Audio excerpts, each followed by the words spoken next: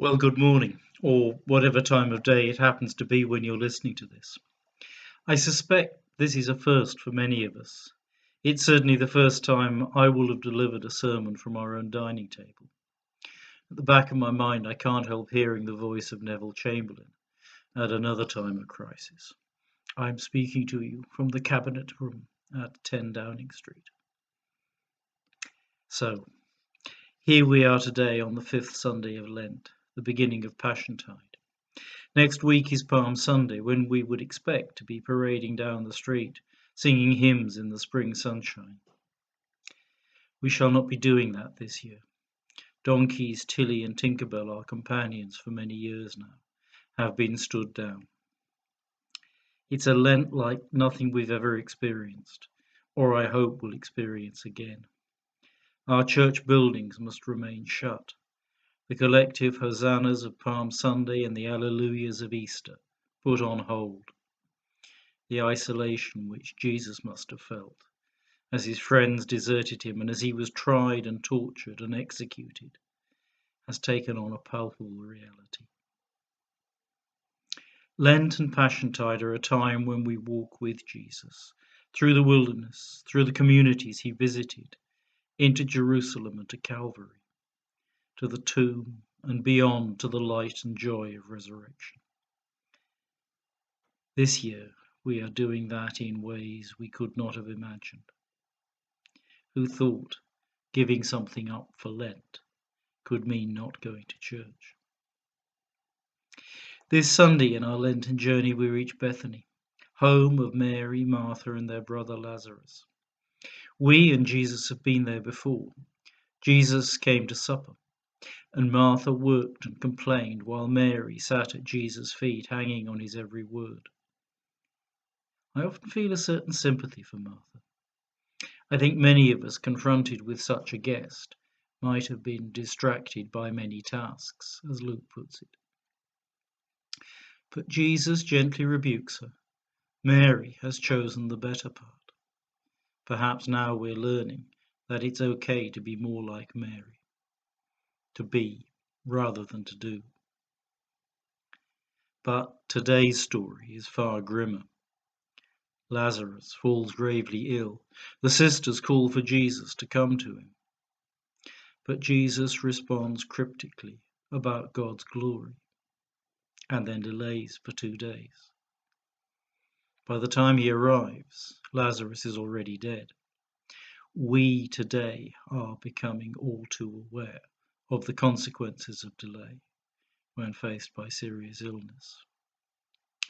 But in the Gospel, it almost seems as if Jesus has delayed deliberately, engineering this situation. He has raised people from death before. Remember the widow of Nain's son. But perhaps now he needs to give his disciples a palpable reminder that resurrection is possible, to help them face what lies ahead.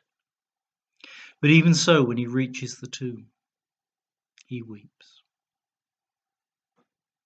The Ignatians have a way of contemplating the Bible, in which you are encouraged to imagine yourself in the story as one of the characters.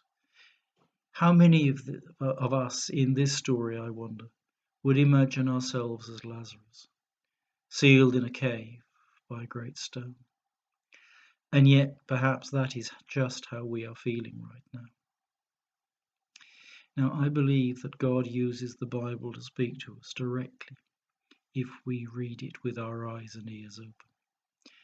So I want to pause at this moment and take a look back at some of the earlier episodes in the journey we and Jesus have taken, and at what messages they might contain. I won't spell them out. I think they pretty much speak for themselves, and I'm sure that somebody cleverer than me will have put the Bible references, if not the passages themselves, on Facebook for you. In the first, we find Jesus in the wilderness, hungry after fasting for 40 days. Turn these stones into bread, says Satan. One does not live by bread alone, or indeed by pasta and rice, or hand sanitizer, or even toilet roll. Next, we find him sitting by a well in the heat of the noonday sun, talking to a Samaritan woman, a conversation which should not have been happening for so many reasons. "Give me a drink," he says, and that question turns her life upside down, much as our lives have also been turned upside down. And yet through it, she comes to the truth. The hour is coming when you will worship the Father, neither on the mountain nor in the temple. Let's remember that next time we come to our churches and find the door locked.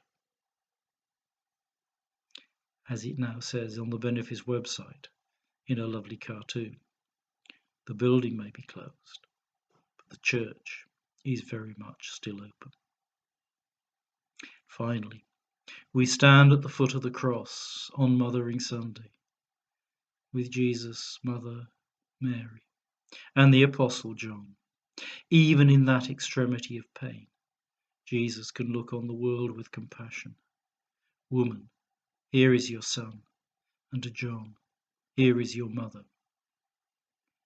A reminder, if we needed it, that even within the constraints of social distancing, we can and we must continue to love and care for one another.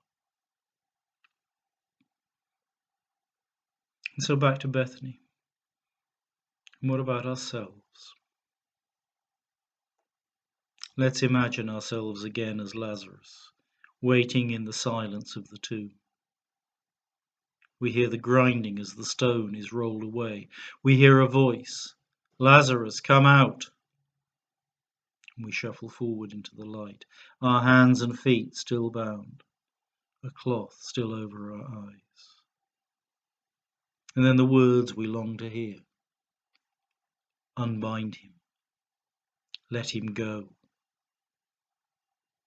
There will be an end to this, and we too shall shuffle, or run, out of our homes, back into our communities, back into the sunshine, the light of Christ come into the world at Easter."